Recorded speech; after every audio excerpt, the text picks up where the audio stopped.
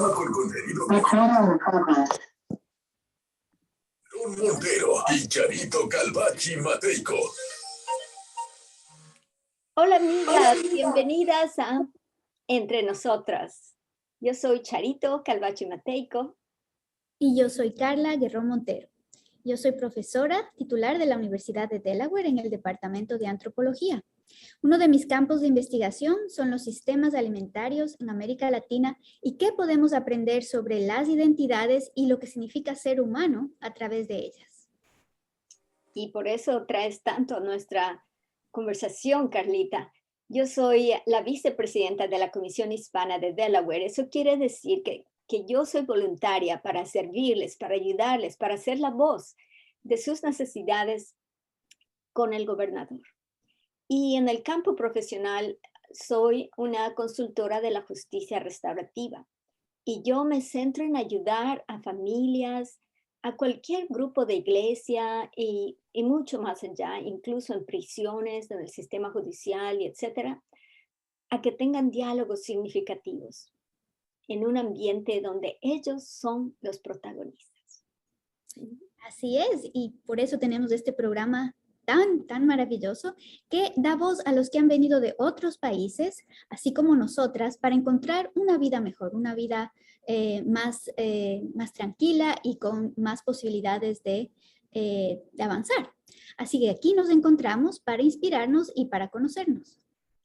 Aquí entonces, Carlita, como tú dices, en este programa nuestra audiencia se refleja y se encuentra y conoce las contribuciones que estamos haciendo a este estado de Delaware y también al mundo entero. Amigos, si están viéndonos en la ZMX 93.9 FM Facebook Live, déjenos saber qué es lo que les gusta de este segmento, sobre qué tema les gustaría que nos refiramos y si usted quiere ser invitado a Entre Nosotros. Así es, Charito, y siempre nos gusta agradecer a quienes hacen posible que este programa continúe, y en este caso es la coalición Votamos We Vote, y específicamente la organización ACLU de Delaware, el Comité de Justicia de la Iglesia Presbiteriana del Condado de Newcastle, la Fundación Arch Canon, el Departamento de Antropología de la Universidad de Delaware, la Comisión Hispana de Delaware, la Iniciativa Latina en Justicia Restaurativa y, por supuesto, la ZMX 93.9 FM por apoyarnos a que nosotros lleguemos a sus hogares. Ahora nos gustaría presentarles a nuestra invitada especial, que es parte del equipo de Westside Health. Su nombre es Lidia de León. Bienvenida, Lidia, estamos felices de tenerte con nosotros. Tuvimos una conversación previa que estuvo fascinante y una de las características de nuestro programa es que siempre queremos conocer el lado humano de las personas a las que invitamos. Entonces queríamos pedirte que nos compartas un poquito la historia de tu vida, de dónde vienes y cuáles han sido algunas de las características más salientes de tu experiencia de vida. Bueno, buenos días, Charito, Carla y todas esas personas que nos están oyendo. Le agradezco mucho su invitación y gracias por darme la oportunidad de poder entonces dar un poquito de mí y darme a conocer un poco en la comunidad. Yo nací en Puerto Rico, soy de nacionalidad puertorriqueña o boricua, como le decimos en nuestra isla, allá en Puerto Rico. Y estuve viviendo muchos años en Puerto Rico. También de pequeña venía a vivir unos cuantos años a Nueva York. Eso me dio la oportunidad de exponerme a la cultura desde pequeña, también al idioma. Y estuve así por un buen tiempo hasta que me pude establecer en el sur de Puerto Rico, en Santa Isabel, para terminar mis últimos años escolares y graduarme de high school, de la escuela superior. Una vez que me casé, y me casé muy temprana edad, y una de las razones por la cual eso pasó también fue porque pasé por un momento bastante difícil en mi familia. Mi mamá murió a muy temprana edad, yo tenía apenas 17 años, y yo era la mayor de 8 niños. Yo era la responsable total de toda mi familia en ese tiempo. Y lo que decidí hacer en ese tiempo para darle una mejor vida, como tú dices, Carla, muchos de nosotros venimos aquí a los Estados Unidos a buscar una mejor vida, a buscar mejores oportunidades. Y lamentablemente en ese tiempo no había esas oportunidades, esos servicios que necesitaban mis hermanos para poder sobrevivir lo que estaban pasando. Muchos de ellos pues tenían todavía el problema, el trauma de que su mamá había acabado de fallecer y eso había afectado de muchas maneras. Sin embargo, no habían servicios en Puerto Rico para poder ayudarles. Y una de las razones por la cual en el 96 entonces me trasladé aquí a los Estados Unidos. Y a pesar de que ya había tenido esa experiencia de exponerme a la cultura aquí en Estados Unidos, no fue fácil. Pensé que sí iba a ser fácil, pero no fue fácil, lamentablemente. Acostumbrarme después, había regresado de Puerto Rico a los Estados Unidos yo diría como por 10 años, muchas cosas habían cambiado en 10 años, como se podrán imaginar. Las cosas eran bastante diferentes y me tuve que entonces volverme a adaptar y a conocer la cultura completamente. Fue una experiencia, yo diría, tuvo mucho provecho, pero también en muchas cosas difíciles para superar. Yo entiendo muy bien entonces cuando oigo a nuestra comunidad hispana hablando de cosas de tan simple de cómo poder poner los niños en la escuela.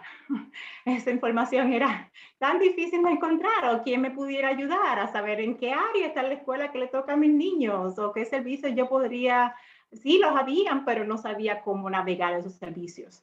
También los servicios de salud mental, que yo entendía para eso entonces que mis hermanos, y hasta que yo podía entonces también utilizar en ese momento, no sabía dónde empezar para poder utilizarlos.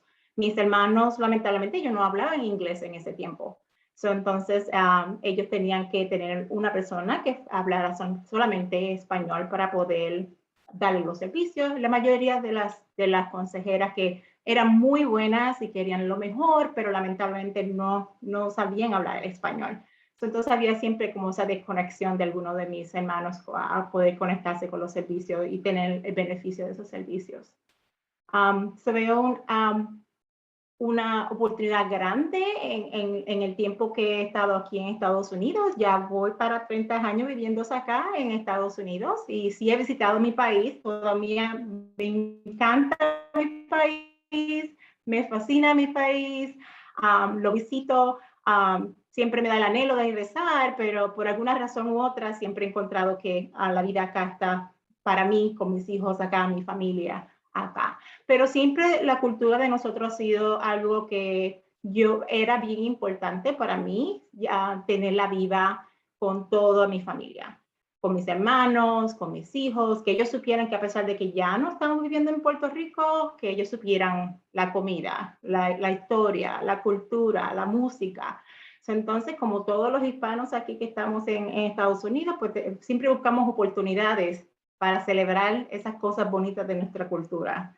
Las festividades, los festivales, todo lo que pudiéramos encontrar para tener esas oportunidades.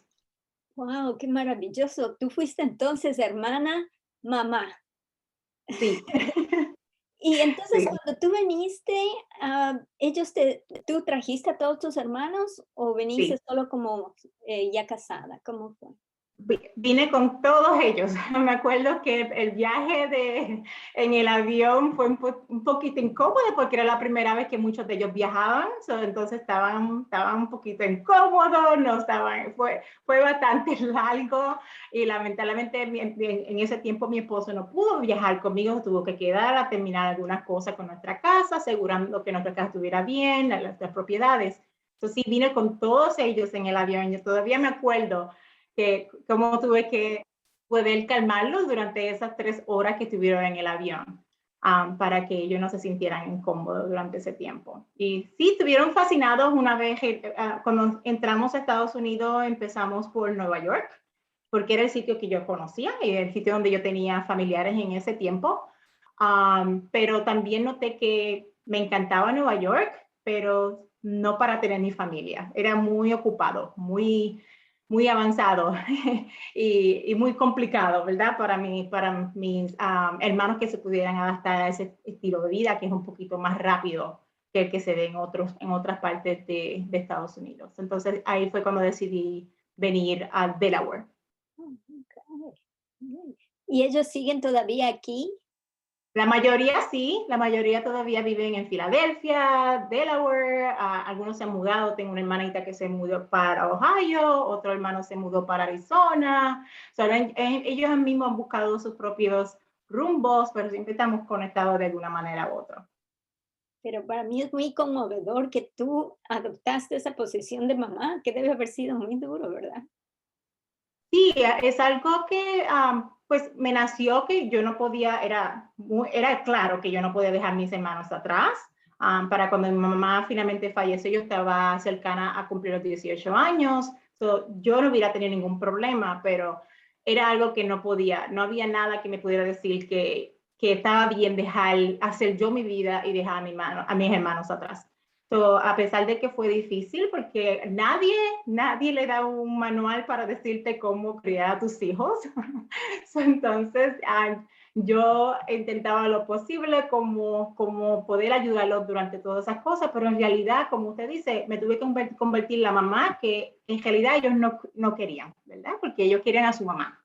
Nadie puede reemplazar a tu mamá. Entonces, pues sí, bien, bastante difícil poder entonces buscar cómo yo hago mi rol de hermana y de madre a la vez, pero al mismo tiempo sin quitarle las cosas que ellos necesitaban, ese anhelo de que nadie va a reemplazar a tu mamá. Eso era bien importante para ellos saber ante ese tiempo. Sí teníamos todavía esos roces de hermanos y todavía lo tenemos. y para mí eso es bien importante todavía saber que ellos entienden también, nos criaste, nos cuidaste, pero también sabemos que eres nuestra hermana. Todavía eres una de nosotros. Yeah. ¿Y cómo pudieron guardar la imagen? ¿Hacían algo, tal vez alguna tradición, algo entre la familia para guardar esto de mami, el recuerdo de mami? Sí, eso era bien importante para nosotros. Siempre teníamos nuestras fotografías de mi mamá. Me acuerdo que cuando la hermanita mía más pequeña, para ese entonces tenía apenas 1 año y medio. Ella nunca tenía esas memorias de mi mamá. Era bien importante para nosotros tener los recuerdos de mi mamá presente, los retratos, el Día de las Madres era bien importante celebrarlo y tener el espacio para poder hablar de esas cosas. También el Día de los Muertos era bien importante para nosotros. Muchas personas piensan que solamente se celebra en México o en otros países, también se celebra en Puerto Rico. Una de las tradiciones que mi mamá le gustaba hacer cuando estaba en vida. Entonces nosotros también esa era una otra oportunidad para poder celebrar la vida de ella y poder recordarla. Sí, es impresionante y realmente que quiero repetir lo que comenta Charito, de que es admirable que tan jovencita decidiste ser mamá de 8 hermanos, imagínate. Es realmente impresionante. Y otro punto que comentaste que me parece muy interesante es que tú notaste que a pesar de que tenías familiaridad con la cultura norteamericana, digamos, dominante, te costó volver a adaptarte, te costó trabajo comprender las diferencias culturales. Quería preguntarte si puedes compartir con nosotros cómo navegaste eso y cómo conectas eso con lo que otros inmigrantes que vienen de muchos países, que venimos de muchos países, experimentamos. Sí, me acuerdo que hacía muchas preguntas. Tenía que preguntar a todo el mundo y cuando oía a alguien hablando español, para mí eso era como que déjame ir a donde esta persona y siempre me miraban, ¿verdad? Ellos muy sorprendidos de quién tú eres y por qué me estás haciendo preguntas, pero al mismo tiempo muy amables, muy entendedores y siempre me daban la ayuda, me prestaban la ayuda a lo que yo necesitaba. Una de las cosas que yo me acuerdo es que nosotros decidimos establecernos en el área de Wilmington, en la calle 4, todo eso, que se saben que hay muchas familias de habla hispana y una de las razones por las cuales hicimos fue significativamente por esa parte, porque quería estar más cerca de las comunidades de habla hispana. Y el Centro Latino fue muy importante en nuestras vidas los primeros años, porque fueron los que nos ayudaron y por ejemplo, los papeles de la custodia eran todos en español y el juez me dijo, bueno, tú tienes que buscar la manera de cómo traducirlos. Y cuando pregunté en dónde, me dijeron, no sabemos, ¿verdad? Entonces, estoy tratando de trabajar con el sistema judicial de aquí de Delaware, pero para entonces ellos querían ayudarme, pero tampoco sabían dónde. Y me acuerdo que había una muchacha de habla hispana, me dice, mira, vete al Centro Latino, que allá te van a ayudar. Y entonces así fue que empecé a conectarme, pero fue bastante difícil al principio. Tuve que buscar, como que dice, dónde están las personas que hablan español. Y entonces de ahí fue que empezaron a ayudarme y empecé a buscar información, pero también empecé a ver que había muchas cosas que no habían. Y uno de esos era, como usted dice, los servicios de la salud mental, cómo entender otras cosas como la transportación o otros servicios como diría, hasta de la comida, ¿dónde comprar la comida que yo quiero, que yo esté acostumbrada a comer, ¿verdad? Entonces, fue más fácil entonces conectarme con las personas de habla hispana en ese tiempo. Y de diferentes países, no solamente eran de Puerto Rico, pero de diferentes países. Ahí fue que me acostumbré a tener un poquito más de experiencias con todas esas culturas y aprender de todas ellas. Entonces tú en verdad nos estás hablando de toda esa salud mental, ¿verdad? Que la salud mental es nuestro bienestar emocional, psicológico, social, afecta la forma en que pensamos, sentimos y actuamos cuando enfrentamos la vida como tú tuviste que hacer.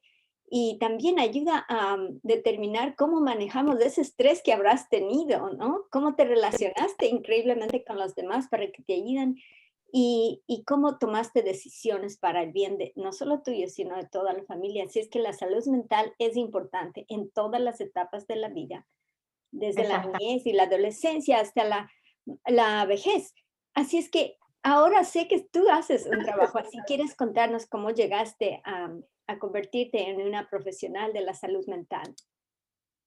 Sí, tuve en mi vida acá en Delaware, yo siempre digo que yo no he escogido mi profesión o las profesiones me escogen a mí. Sí, muchas personas me preguntaban, ¿cómo llegaste a hacer esto? Y sinceramente le puedo decir, bueno, la oportunidad me llegó y la acepté. Entonces empecé primero, me acuerdo que mi carrera empezó en el servicio de las escuelas, como bilingüe, trabajando con las familias que eran de habla español, que necesitaban coordinar cosas en la escuela de Bayard, que está en Wilmington. Ahí fue que empecé a trabajar. Sí, eso me dio un poquito más de información de cómo poder ayudar a las familias. Y después con los años, según empecé a desarrollarme en otras partes, empecé a trabajar con Westside Family Healthcare y eso fue en el 2007. Yo llevo con Westside Family Healthcare 14 años. Yo era paciente de ellos y así fue también como me dijeron, mira, tenemos una posición, ¿la quiere? Y yo, ok. Entonces, y cayó perfecto porque lamentablemente en ese tiempo las escuelas no tenían los fondos para seguir entonces proveyendo los servicios de que yo era parte, que era poder ayudar a las familias. Entonces empecé con Westside Family Healthcare y empecé como recepcionista. No había empezado ni siquiera en este campo, empecé como recepcionista y con el tiempo, como siempre he sido de la persona que me gusta aprender muchas cosas diferentes. Empecé a aprender de otros campos. Y cuando me di cuenta ya había una posición abierta de trabajadora social y pensé que pues perfecto, esto es lo que me gusta hacer a mí. Empecé por ahí y empecé también a ver en ese campo, en esa posición, como muchas personas de habla hispana que tenían las mismas necesidades por el estrés, por la frustración, por el trauma que han pasado en su vida, tenían la necesidad de poder tener los servicios de salud mental que se merecían, pero lamentablemente no habían consejeras en ese tiempo de habla hispana. Entonces, yo diría que 1, 2 de 3 y las pobres ya tenían tantas personas que no podían aceptar más personas. Yo empecé a ver qué yo podía hacer, ¿verdad? Si este es el problema, ¿qué yo puedo hacer? Y empecé a investigar lo que necesitaba hacer yo para convertirme en una consejera. Fui a la escuela, completé mi bachillerato, mi maestría y también la licenciatura, el proceso de licenciarme aquí en Delaware. Y esa fue una de las razones por la cual me convertí en consejera o psicoterapéutica o terapista, como algunas personas lo conocen. Qué espectacular, es impresionante tu trayectoria, es realmente para conversar miles de horas. Pero no tenemos tanto tiempo, infelizmente, pero yo quería preguntarte si puedes compartir con nosotros tal vez algunos elementos claves de lo que has observado en cuanto a cómo nuestra comunidad Latinx, que claro, es muy diversa, pero más o menos en términos generales, cómo reacciona al tema de salud mental, específicamente en comparación con otras culturas. Sí, para mis pacientes de habla hispana o de herencia de cultura hispana o latino, tienen diferentes maneras de aceptar lo que es la salud mental, ¿verdad? Muchos de ellos, como en Westside Family Healthcare, nuestros servicios primarios son de salud médica. Entonces, he visto muchos pacientes que venían a ver los doctores y tenían síntomas que ellos creían que eran síntomas de una condición física. Generalmente venían a ver los doctores. Y cuando el doctor hacía todas las evaluaciones, se daban cuenta, él no tiene una condición física, él tiene una condición lamentablemente por el estrés que está pasando, por los problemas que está pasando, se están reflejando estas condiciones emocionales como una condición física, como síntomas físicos. Venían con el dolor de estómago, ¿verdad? O con los ataques de nervios, que es lo que siempre decimos muchos hispanos, ¿verdad? O el dolor de cabeza que no se nos va, la falta de sueño, todas esas cosas, la falta de apetito, y siempre creían pues era físico. Cuando empezábamos a hablar y a darle un poquito más de información de cómo nuestras emociones se pueden manifestar también con síntomas físicos y hacernos entender que es una condición médica cuando no lo es, porque nuestro cuerpo es completo. No podemos separar nuestro cerebro, ¿verdad?, de nuestro cuerpo. Todo es completo. Entonces, eso era como abrir la puerta a otras cosas que ellos a lo mejor nunca habían oído antes, que nuestras emociones también se pueden manifestar físicamente y cómo aprender de esas cosas y estrategias. Yeah. Y también tenemos los que lamentablemente pues todavía tienen el miedo de hablar porque han sido condicionados a que pues no es algo que se habla en las familias o no se sienten cómodos, está bien hablar. Dejarles saber que está bien, que todo el mundo se puede tomar su tiempo, que vamos a ser pacientes con ellos y entender ese proceso es diferente para una persona u la otra. Y por ejemplo, parte de la razón por la que se ha hecho como una cultura de no hablar sobre esto es por lo que tú mencionabas antes, ¿no? No es normal que los seguros médicos le dividan al ser humano y le separen. Por ejemplo, no hay atención del ojo, no hay atención de los oídos, no hay atención de la dentadura. Como que esas cosas no pertenecen al ser humano y especialmente la que tú estás hablando, el asunto mental, como que no es el paquete entero, total. Así es que, y por supuesto, nada espiritualidad, no, el médico nunca va a referirse, y a veces eso es lo que le salva a la persona, porque es una energía positiva. Así es que es anormal la situación que vivimos, y yo espero que todos nosotros los latinos podamos cambiar la cultura y empezar a decir, en verdad, es parte de estar sin dolor de estómago, es parte de estar sin dolor de cabeza, conversar para que salgan las cosas y podamos entonces curar el trauma, porque como inmigrantes hay una susceptibilidad mayor por el miedo a la deportación de los padres o la deportación personal. Hay una inclinación mayor, ¿verdad?, a que haya trauma en nuestra comunidad. Incluso ahora con la pandemia, muchas de las personas de la comunidad hispana han sido más afectadas que otras por el idioma, ¿verdad? Uno de ellos, también por el miedo a la deportación, esas personas que no se sentían con seguridad a poder a buscar los servicios, pero también muchos de los servicios no estaban disponibles para personas que no tuvieran documentos, o lo cual no era normal, ¿verdad? No es un trato de justicia para los seres humanos. que eso es lo que somos todos, somos seres humanos, sin importar de dónde venimos o nuestra condición o estatus migratorios.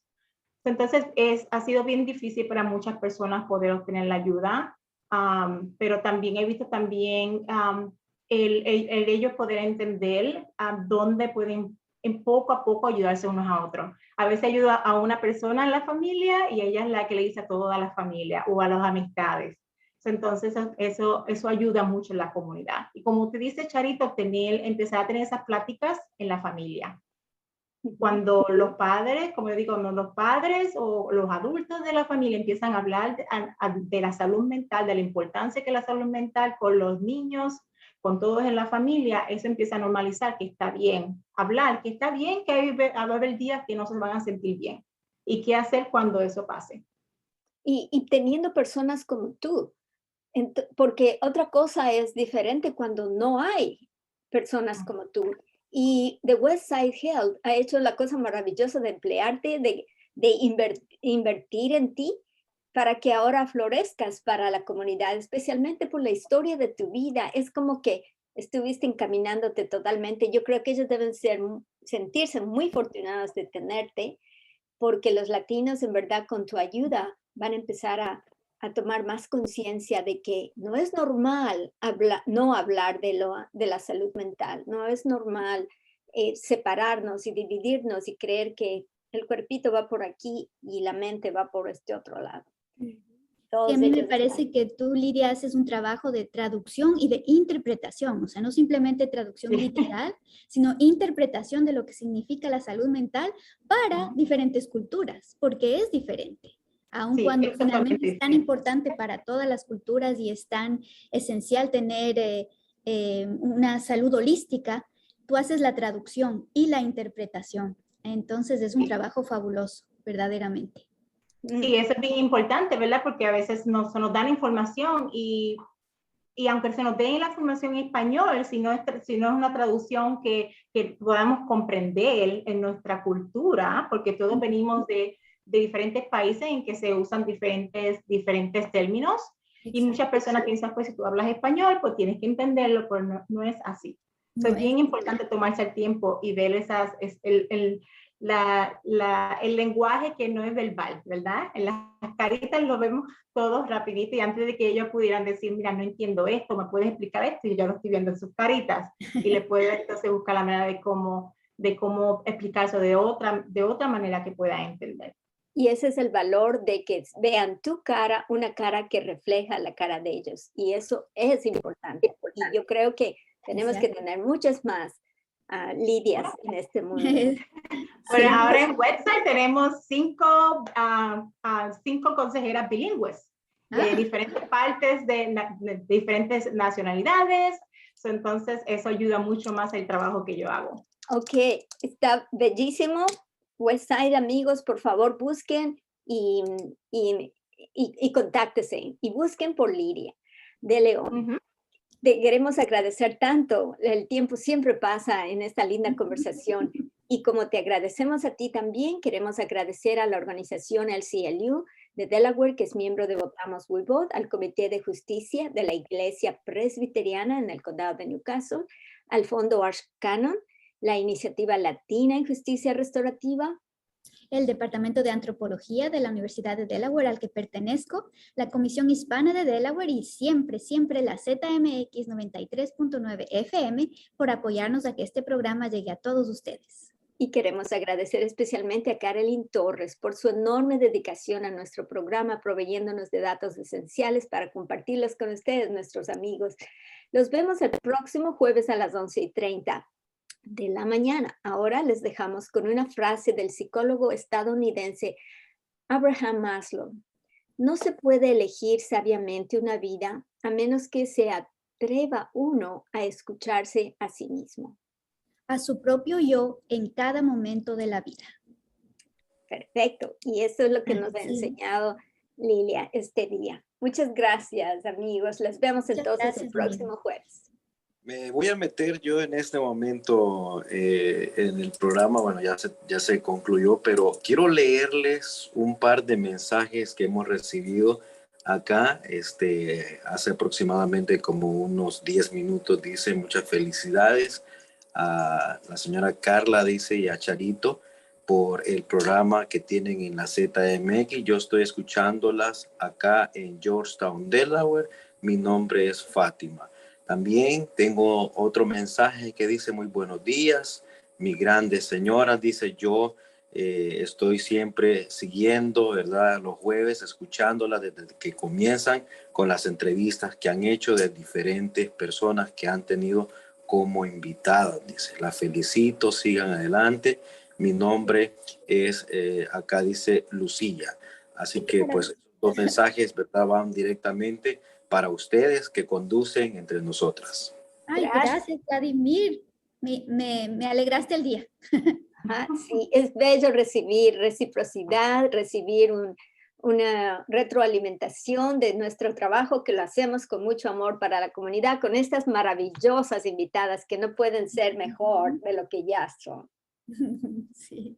Así que muchas gracias por mandar estos mensajes y ya pues se los hicimos saber no solamente a ella, sino que a todo su público que a esta hora todavía sigue conectado a través de la ZMX.